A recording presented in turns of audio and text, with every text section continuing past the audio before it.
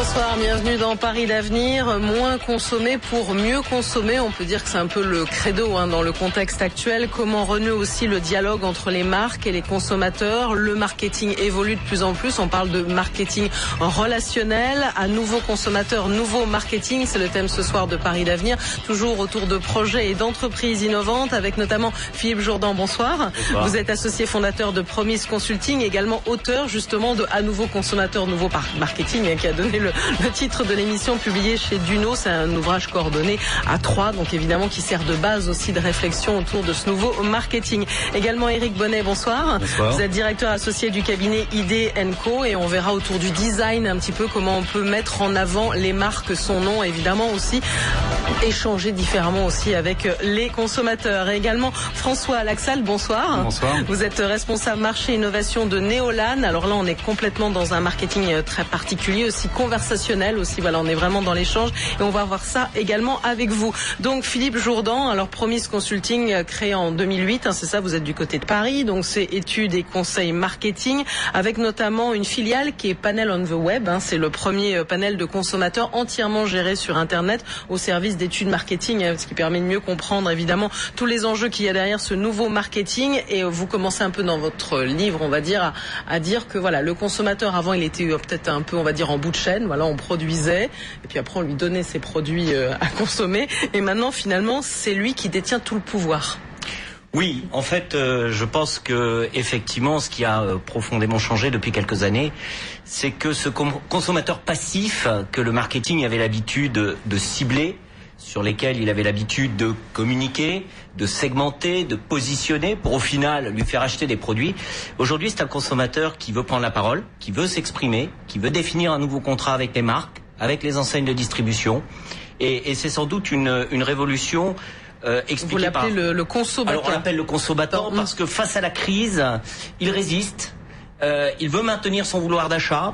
Face à la diminution du pouvoir d'achat, il met en œuvre des stratégies, il questionne les marques, il questionne aussi les pratiques et je dirais, il nous interpelle dans le marketing que nous faisons au quotidien. Il vous interpelle et justement, il n'y a plus aussi, on dit souvent le consommateur, mais en fait, voilà, il y a plusieurs consommateurs aussi. C'est là aussi la difficulté, j'imagine, quand on fait du marketing. Oui, tout à fait. Alors, c'est vrai que le marketing a toujours aimé les systèmes et les modèles. C'est beaucoup plus simple de parler de la ménagère de moins de 50 ans, mais j'aime beaucoup cette phrase qui n'est pas la mienne. La ménagère de moins de 50 ans, je crois que c'est Moujotte qui l'avait dit sur une autre chaîne, moi je ne l'ai jamais rencontrée. Elle peut prendre effectivement l'allure d'une secrétaire de rédaction à Paris, comme elle peut prendre aussi l'allure d'une paysanne en Corrèze. Donc le marketing a de toute façon toujours, j'allais dire, traité des cibles. Ce qui a radicalement changé de mon point de vue aujourd'hui, c'est que le consommateur refuse même de se laisser enfermer dans des cibles et des segments. On observe avec les techniques statistiques habituelles que on aboutit à des segmentations de plus en plus fines, mais à des individus qui échappent aussi à la catégorisation ou à la classification par des comportements qui nous paraissent ambivalents ou contradictoires. On peut par exemple questionner ses frais bancaires, mais en même temps s'offrir un voyage pour un week-end aux Açores. Donc vous voyez qu'on est sur des comportements qu'on a du mal à classifier et à segmenter.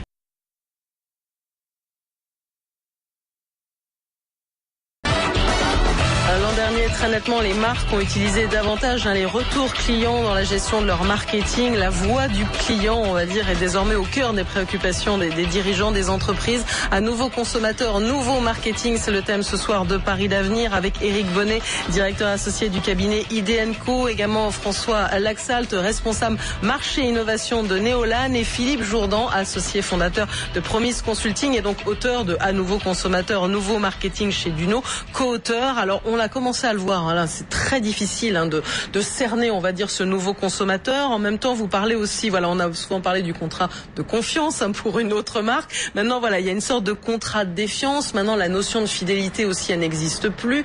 Donc ça aussi, ça doit être, c'est pas évident quand on fait du marketing. Oui, alors le contrat de défiance, il est né avec des événements bien précis qu'il faut replacer dans leur contexte. Le consommateur a mal vécu le passage à l'euro. Avec le sentiment que les prix avaient plus fortement augmenté que ce que laissait supposer, par exemple, l'indice officiel. À partir du moment où il y a eu ce décalage, il y a eu... D'ailleurs, on parlait d'une notion par rapport au pouvoir d'achat où parfois on a une image un peu déformée, on va dire. Oui. La statistique officielle nous dit que le pouvoir d'achat, somme toute, s'est maintenu, voire à certaines périodes a pu croître. Aujourd'hui, le consommateur n'a pas du tout cette perception. Et on doit bien tenir compte de cette perception lorsque on s'adresse à lui. C'est en réalité la part de revenus dont il dispose lorsque ces dépenses contraintes ont été effectuées, c'est cette part-là qui a diminué. Et cette part-là qui a diminué lui donne le sentiment que effectivement, il dispose de moins d'argent pour consommer, ce qui entraîne frustration mais aussi stratégie. Mais vous en parliez au niveau du capital conversationnel. Je crois qu'il y a aujourd'hui, au niveau des consommateurs, un questionnement, un doute sur le contrat de marque, mais une volonté d'engager également un dialogue un peu différent. C'est-à-dire qu'on a un consommateur qui ne peut plus se contenter, par exemple, de services consommateurs qui vont relayer des scripts, qui ne peut plus se contenter de relations publiques cantonnées finalement à un dialogue à sens unique, qui remet aussi en cause des centres d'appel moins formés parfois que lui-même ou que éventuellement les personnes qu'il peut interroger sur Internet. Des programmes de fidélisation archaïques qui ne lui donnent pas vraiment non plus la latitude de s'exprimer. Donc une des solutions, c'est ce que vous disiez, le relationnel et le capital conversationnel, on l'appelle nous capital conversationnel. Et puis, je dirais peut-être que l'autre ambition, c'est aussi de redonner du plaisir à la consommation. Et là, je vous rejoins tout à fait. Le design, c'est aussi une forme de plaisir. Et par ces temps moroses, on voit cette ambivalence entre consommer moins, mais aussi consommer mieux. Et de temps en temps, savoir aussi se faire plaisir en consommant. Cette année, les campagnes marketing seront regardées de très près par les entreprises. Elles souhaitent évidemment contrôler leurs dépenses, toujours mieux mesurer le retour sur investissement. Il y a de plus en plus de nouvelles formes de marketing dont on a parlé. Le marketing sur mobile qui va se développer. La publicité aussi sur mobile, c'est ce que dit une étude Adobe. Mais pas seulement. On voit ce soir de nouvelles formes de marketing qui ne cessent d'évoluer. Un nouveau consommateur, nouveau marketing avec Philippe Jourdan, associé fondateur de Promise Consulting et donc co-auteur de À nouveau consommateur, nouveau marketing chez Duno, Éric Bonnet, directeur associé du cabinet ID & Co, et enfin François Laxalt, responsable marché et innovation de Néolane. Alors on l'a bien entendu, à nouveau tous ces différents consommateurs, non pas les consommateurs, le consommateur véritablement qu'il faut arriver à cibler, et justement aussi de plus en plus, Philippe Jourdan, les clients s'adressent de moins en moins directement aussi aux entreprises. Le web aussi, ça a fait évoluer beaucoup de choses, comme le dit le patron d'Amazon.com. Avant, quand on avait un client qui était malheureux, on le disait à 5-6 amis. Maintenant, on va le dire sur un réseau social, et là, c'est à tous ses amis. On peut être 5000, 6000, par plus. Absolument, et c'est à la fois, j'allais dire, un des drames, mais aussi un des nouveaux défis du marketing. Les marques, on a toujours parlé de la réputation des marques. Et la réputation d'une personne ou d'une marque se fait en général à l'insu de la personne concernée ou de la marque concernée. C'est encore plus vrai aujourd'hui. Et récemment, le directeur marketing d'Accor confiait à un séminaire de l'ADTM récemment, confiait que le vrai drame, c'est qu'un seul client mécontent d'une chambre peut effectivement aujourd'hui être plus impactant qu'une publicité classique par voie d'affichage ou par grands médias. Alors, par rapport à cette crainte, je crois que les marques devraient aujourd'hui non seulement apprendre à maîtriser un dialogue constant avec leurs clients, mais apprendre aussi à répondre, non pas en se situant sur la défensive, non pas en craignant ce qui se passe, mais en prenant elles-mêmes l'initiative, probablement d'anticiper, de nouer le dialogue, de reconnaître leurs erreurs, de faire preuve d'humilité, de maîtriser en fait cette voix du client qui de toute façon ne s'éteindra pas. Philippe Jourdan, vous le dites aussi, c'est vrai qu'il faut de l'innovation et c'est important, et encore plus en matière de marketing pour aller chercher ce fameux client, mais il faut de l'innovation aussi juste. On a vu que dans certains secteurs, par exemple l'innovation alimentaire, ça n'a pas toujours fonctionné. Il faut aussi savoir bien viser. Oui, le problème avec l'innovation, c'est que le consommateur s'est quand même rapidement aperçu que derrière l'innovation se cachait parfois de fausses innovations destinées à cacher de vraies hausses de prix. Donc il est devenu beaucoup plus critique, beaucoup plus sceptique. Le simple changement de formule, de recette, de conditionnement et le simple sticker nouveau à coller à un produit ne suffisent plus aujourd'hui pour le convaincre d'acheter. D'autant plus que l'offre est surabondante. Alors les innovations se sont multipliées dans tous les secteurs. Rappelons quand même qu'il y a 20 ans, on était à 7000 innovations par an dans l'alimentaire. On est passé aux États-Unis à plus de 16 000. Un exemple dans les parfums, un marché qu'on connaît bien et sur lequel on travaille en études marketing. 34 parfums lancés en 87, 300 en 2001, 693 en 2006.